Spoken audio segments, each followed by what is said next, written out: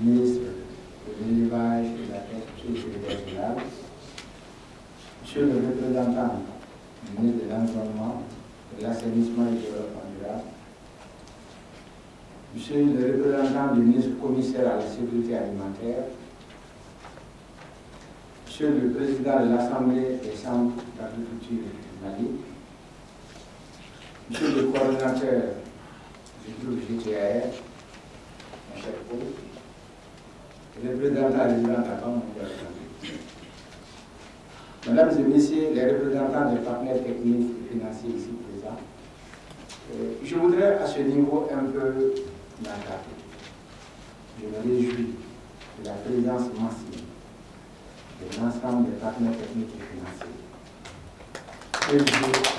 Je connais au moins à 99%,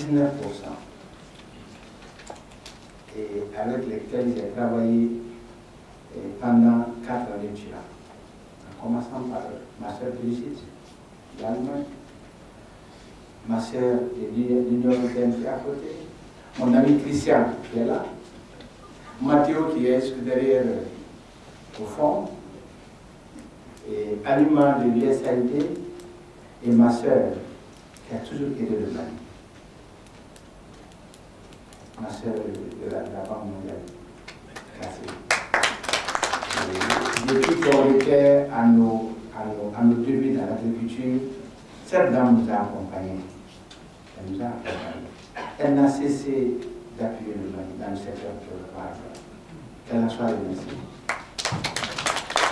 Vraiment, je suis complètement comblé du fait que la majeure partie des PTR ont eu à travailler avec moi sur des thématiques, que ce soit le sous-groupe d'alimentation, dont j'étais d'ailleurs le président pendant 2 ans, le sous-groupe élevage, le sous-groupe sécurité alimentaire. Vraiment, je suis très heureux aujourd'hui d'être autour de la table. Et nous avons travaillé ensemble hier. Nous travaillerons aujourd'hui encore aujourd'hui. Et je pense que nous allons davantage travailler encore demain. Parce que je suis un des vôtres. Je suis des noms, je n'ai pas changé. Je suis le ministre. C'est une charge. Et je pense qu'on ne mettra plus de temps de se connaître, on se connaît déjà, chers amis. Et ma porte est ouverte. Ma porte est ouverte. La Banque africaine de développement, ma chère Jim, la FAO, Madame Sylvie est là, Modibo. Vraiment, je suis très heureux. Merci d'être venu. Merci beaucoup. Messieurs les représentants des gouverneurs, tous ceux qui sont là, je les connais tous aussi. Nous avons cheminé ensemble au niveau des régions, au niveau des secteurs du Mali, dans les périmètres limités, à tous les niveaux. Soyez remerciés d'être là aussi. Monsieur le président, du Conseil régional, Monsieur le président des chambres régionales d'agriculture, Mesdames et Messieurs les représentants de la production agricole, Mesdames et Messieurs les représentants des services centraux, Mesdames les directeurs régionaux des services du secteur de développement rural, Mesdames et Messieurs, distingués invités à vos écrans, tout protocole observé. C'est un honneur et un agréable devoir pour moi de présider ce matin la cérémonie d'ouverture des travaux de la revue sectorielle conjointe État, partenaires techniques et financiers, profession agricole du secteur agricole. Je voudrais, en guise de rappel, souligner que la revue sectorielle conjointe a été instituée pour améliorer la gouvernance du secteur agricole du Mali, caractérisée par de nombreuses politiques et stratégies sectorielles ou sous-sectorielles et un grand nombre d'acteurs publics et privés. Ainsi, depuis 2009, cette revue sectorielle conjointe État-profession agricole PTF organisée annuellement pour faire, de façon participative et responsable, le point de la situation du secteur et analyser les performances d'évolution. La présente revue, 6e du genre, se révèle être sans nul doute le cadre privilégié de réflexion sur l'état du secteur au cours de l'année 2015. Comme vous le savez, le secteur développement rural de notre pays recèle d'énormes potentialités et focalise l'attention des plus hautes autorités du pays qui ont entrepris depuis les années 91 sa dotation en outils destinés à assurer sa promotion. Au nom de ces outils, on peut citer le schéma directeur du secteur de développement rural. Madame la Banque mondiale, elle est assise, elle a beaucoup participé à l'élaboration du schéma directeur. Nous étions encore jeunes. Nous étions encore au niveau du département. Nous avons élaboré ça. La loi d'orientation agricole, où la majeure partie des cadres qui sont là ont participé en 2006 à son élaboration. Le cadre stratégique de croissance et de réduction de la pauvreté, la politique du développement agricole, le plan national d'investissement dans le secteur agricole de 2000. Mesdames et messieurs, chers invités, des initiatives de modernisation de notre secteur agricole, renforcées par la subvention des intrants et équipements agricoles, la dotation du secteur de 15% du budget national en 2015 ont permis d'enregistrer des résultats performants certains. À titre de rappel, les statistiques relèvent un taux de croissance de l'économie en 2015 de 6%. Cette croissance économique globale est principalement soutenue par le secteur primaire avec une croissance de 7,6%. Le sous-secteur de l'agriculture a connu une croissance de 8,3% contre 9,9% en 2014 due à la baisse de la production des cultures industrielles essentiellement tirées par le coton. Par contre, l'agriculture juridique a connu une augmentation de 7,1% en 2015 contre 13,8% en 2014. La croissance du secteur de l'élevage a été de 4,4% en 2015 contre 5% en 2014.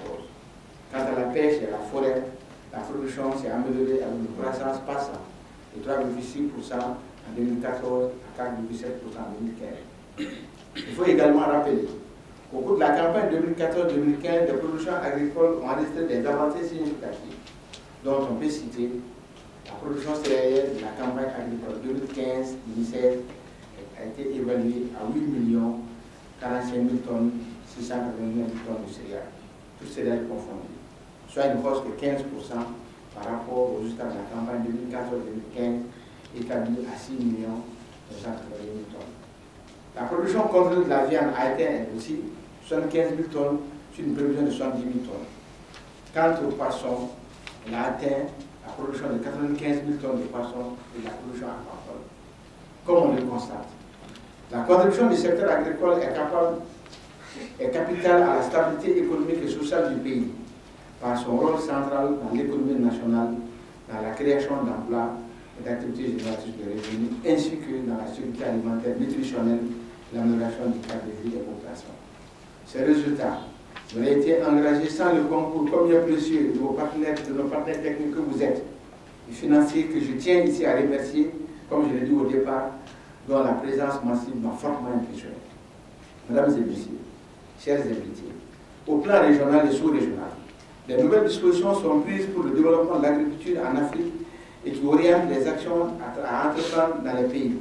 En effet, les 10 ans après le lancement du programme d'investissement pour la mise en œuvre du PDDA, l'EPAC, les chefs d'État et les gouvernements de l'Union africaine, réunis en janvier 2014 à Malabo, ont adopté deux décisions et deux déclarations se rapportant directement au PDDA, au programme de transformation agricole et de sécurité alimentaire en Afrique au cours de la décennie 2015-2025. La conférence internationale ECOWAT, tenue à Dakar au Sénégal du 14-19 novembre 2015, a relu le pacte ECOWAT dont la mise en œuvre a, entre autres, permis celle du PRIA et du PILIA. Le pacte relu se projette à l'horizon 2025 et définit les enjeux suivants pour l'agriculture africaine. La dynamique de la population et du peuplement. L'évolution du contexte régional et international marqué par de nouvelles crises, des incertitudes fortes sur la dynamique économique et commerciale, ainsi que les flux de l'aide publique au développement. La place prépondérante qu'occupent les thématiques nouvelles dans les genres de développement agricole et alimentaire, le changement climatique, la résilience, la nutrition et la protection sociale. La déclaration de Dakar sur la relance durable et soutenue de la production agricole en Afrique de l'Ouest engage les États membres de la communauté régionale à, entre autres, mieux encadrer les politiques de mécanisation en évitant des introductions non contrôlées d'équipements agricoles susceptibles de générer dans le moyen et long terme des conséquences néfastes dans l'agriculture de l'Afrique de l'Ouest. La déclaration sur l'appui de la relance du programme de productivité agricole en Afrique de l'Ouest. Cette déclaration porte sur 8 recommandations adressées à la Commission de la CEDEAO et aux États membres.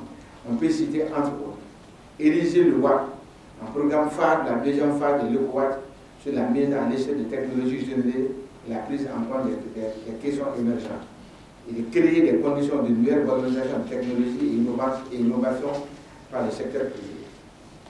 La déclaration du forum de haut niveau de l'agriculture intelligente face au climat, tenu à Bamako en juin 2015, engage nos États membres de l'Afrique de l'Ouest à aligner et intégrer l'AIC dans la politique du programme national du secteur agricole, production végétale, élevage et pastoralisme, pêche et aquaculture, foresterie et agroforesterie, gestion des ressources en eau au niveau des systèmes de production agricole et de leur chaîne de valeur.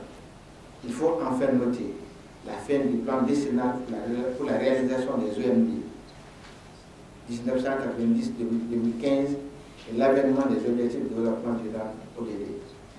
Mesdames et messieurs, chers invités, au plan national, la revue sectorielle 2015 se tient à un moment où le PNIP SA est à sa dernière année de mise en œuvre et le PNISA est validé par les hautes autorités du Mali. Il serait mis en œuvre sur la période de 10 ans en conformité avec les engagements de Maboto sur les PDDA, les pactes relatifs au programme de transformation de l'agriculture et la sécurité alimentaire de l'Afrique au cours de la décennie 2015-2025. Par ailleurs, la revue sectorielle intervient à un moment où le secteur agricole connaît de grands chantiers qui dessinent le contour des mutations prochaines qui lui permettront de jouer pleinement le rôle qui est le sien dans le développement économique et social du pays. Il s'agit notamment de la formulation du programme de développement de l'agriculture malienne intelligente et nourrissante, plié de l'émergence, animé. Ce programme permettra l'opérationnalisation du PNISA sur la période 2016-2025. Il permettra également d'orienter et de renforcer la cohérence et la convergence entre les initiatives techniques, scientifiques, institutionnelles, politiques et financières, tout en prenant en compte les dimensions émergentes comme le changement climatique, le genre, l'éducation, la résilience et la nutrition, etc. La politique foncière agricole et l'enregistrement des exploitations agricoles familiales et des entreprises agricoles qui concourront à la sécurité des exploitations agricoles. Mesdames et messieurs, distingués invités, pendant 2 jours que dureront les présentes assises, vous aurez à faire le point de la situation du secteur agricole au titre de l'année 2015 et à étudier les perspectives pour 2016. Vous aurez par ailleurs à échanger sur les réformes en cours. Les communications vous seront faites sur les thématiques telles que la déclinaison du PNISA en programme quinquennal de mise en œuvre au niveau régional, le processus d'élaboration du programme décennal de l'Afrique durable, l'agriculture durable face au changement climatique, l'état de mise en œuvre de la politique foncière agricole dans les régions, le changement climatique, l'état de mise en œuvre du plan d'orientation de l'APECAM, des CERA, de la CNOP et de l'AOPP, l'état de l'atteinte des OMD et les perspectives des ODD. Mesdames et messieurs, je suis persuadé qu'au terme de vos travaux seront dégagées des observations et les recommandations pertinentes qui concourront à promouvoir davantage notre secteur agricole en lui dotant d'outils performants à l'affranchir des obstacles qui entravent les performances. C'est sur cette note d'espoir que je déclare ouvert les travaux de la 6e revue sectorielle conjointe du secteur de développement rural. Je vous remercie.